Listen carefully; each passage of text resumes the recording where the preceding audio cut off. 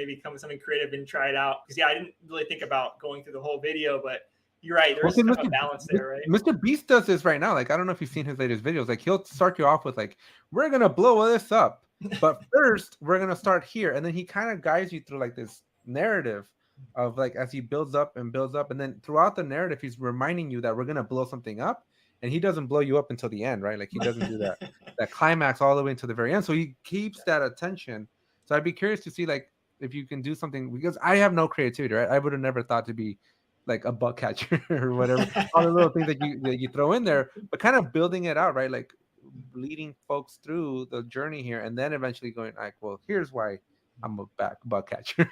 Yeah, I'm gonna need a lot more costumes for that one. I know. Which is a funny thing in itself, because I'm just like pulling whatever I have. So it's just like I found a t-shirt and a pole and something else. How can I incorporate this into ticket types?